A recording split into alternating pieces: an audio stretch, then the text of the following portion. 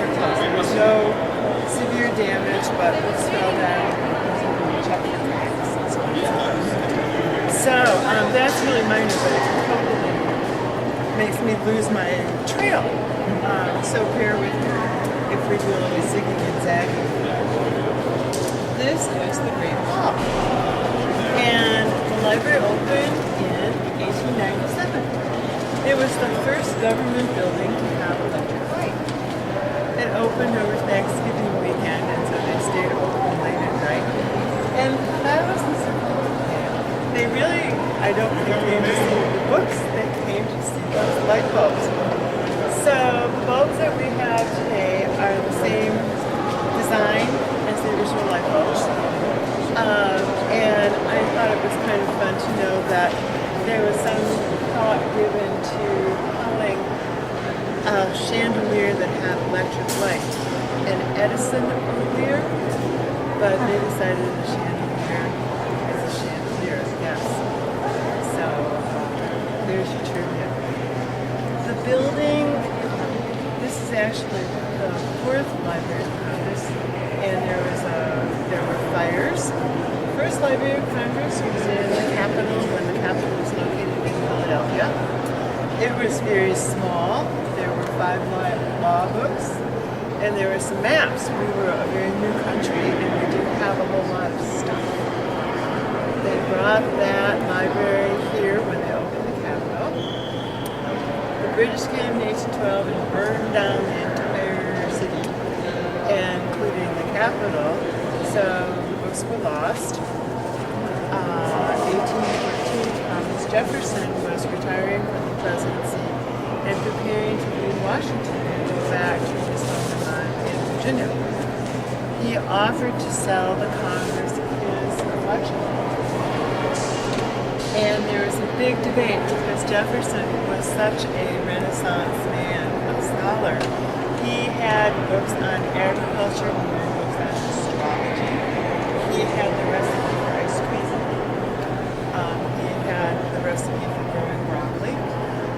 He also had scholarly books on sciences and literature, and they were in all languages. And there was a huge debate in Congress. It certainly makes me laugh when I think about it now because it's a little bit like the Tea Party. Here were people who were keeping their money close to their chest, right? And who wanted to buy all these books that we'd have no call for and in languages nobody could read? But Jefferson prevailed and they bought the entire collection. He said all or nothing. They got it for a good price. And it's interesting to me that in 2006, when the first Muslim congressman was elected, he asked to use Jefferson's Quran for his swearing in. So indeed he did. We had another fire after Jefferson's was, and 2/3 of his library was destroyed. Jerry Jones of Dallas Cowboys, owners of the Dallas Cowboys, he is financing a worldwide search to replace the things that we lost. And they're quite successful. Unfortunately, Jefferson's library is closed. That's the area over there with curtains. We can't go in today. But Is that because of the earthquake? Is that because of the earthquake? yeah, nothing damaged but checking things. Oh, okay. Okay, no damage. We have collected a great many copies of the same edition of the book that was in the Jefferson collection. And it's kind of fun because the ones that actually belong to Thomas Jefferson have a yellow ribbon, like, you know, some of us have ribbons in high school. The ones from Jerry Jones have green ribbons.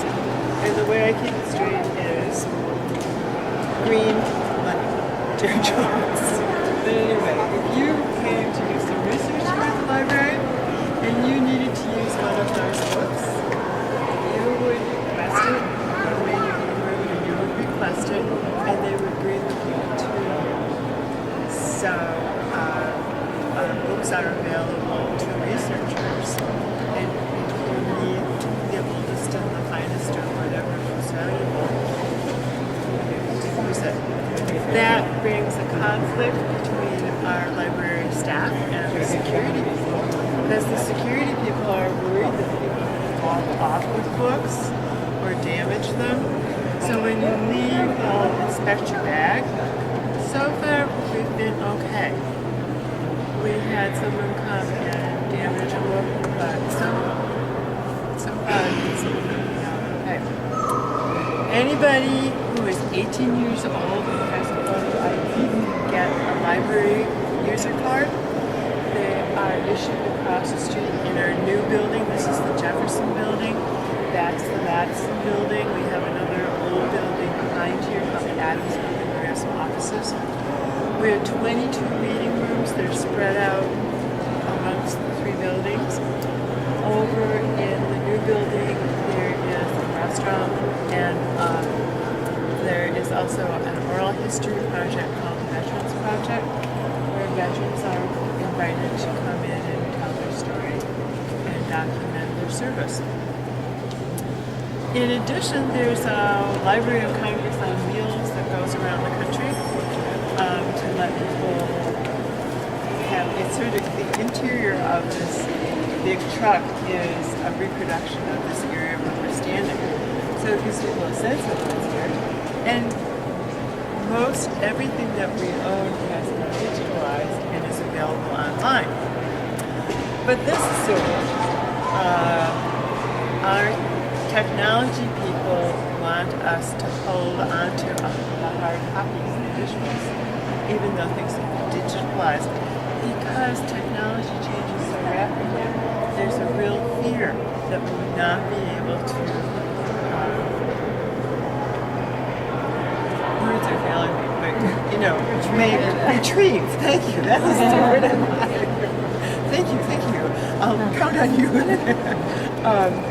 To retrieve it and make a hard copy. Another question that people ask is how many books are there? I don't know how many books there are. I know there are books in more than 450 languages, and that the language in which a book is written is going to also influence the reading room in which it's placed.